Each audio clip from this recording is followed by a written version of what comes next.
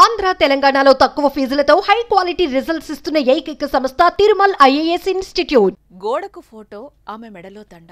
చనిపోయిందని ఏడాదిన్నరగా ఏడుపులు.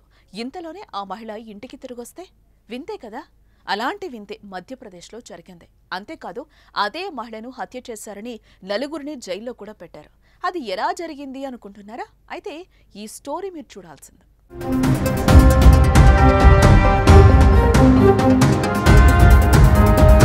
చేతిలో ఫోటో పట్టుకున్న ఈ అమ్మాయి, ఫోటోలో అమ్మాయి ఒక్కరే.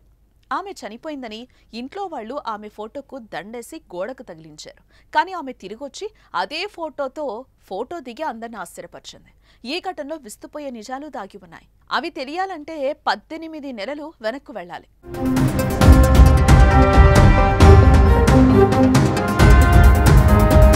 18 నెలల కిందట తమ కుమార్తె లలితాబాయి కనిపించడం లేదని తండ్రి రమేష్ బాన్షడా మధ్యప్రదేశ్లోని మన్సర్ జిల్లాలో పోలీసులకు ఫిర్యాదు చేశాడు. ఆయన ఫిర్యాదు చేసిన కొన్ని రోజుల తర్వాత ఓ గుర్తు తెలియని మృతదేహం పోలీసులకు కనిపించింది.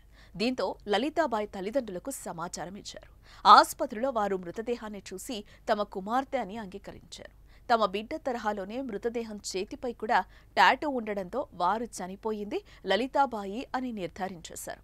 అనంతరం బరువెక్కిన గుండెతో ఆమెకు అంత్యక్రియలు కూడా నిర్వహించారు. అంతేకాదు, వారిచ్చిన ఫిర్యాదుతో పోలీసులు హత్య కేసు నమోదు చేసి 4 నిందితులను అరెస్టు చేసి జైలుకు పంపించారు. ఇంతలోనే ఆశ్చర్యం చోటు చేసుకుంది.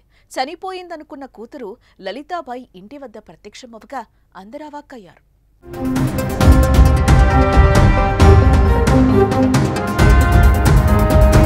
ఎన్ని రోజులు లలితాబాయి ఏమైంది, ఎక్కడికి వెళ్ళిపోయింది అని పోలీసులు విచారించగా ఆమె ఆసక్తికర విషయాలను వెల్లడించింది.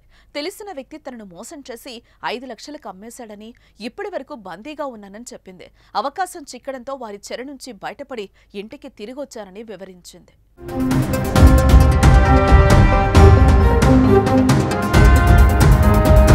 కుమార్తె తిరిగి రావడంతో ఆమె తల్లిదండ్రులు ఆనందంగా ఉన్నారు. కుటుంబంలో అందరూ హ్యాపీగా ఫీల్ అవుతున్నారు. కానీ ఆమెను హత్య చేశారనే ఆరోపణలతో జైల్లో శిక్ష అనుభవిస్తున్న 4 వ్యక్తులు మాత్రం కోపంతో రగిలిపోతున్నారు. వారిని అన్యాయంగా కేసులో ఇరికించి జీవితాలను నాశనం చేశారని పోలీసులపై విమర్శలు వ్యక్తమవుతున్నాయి.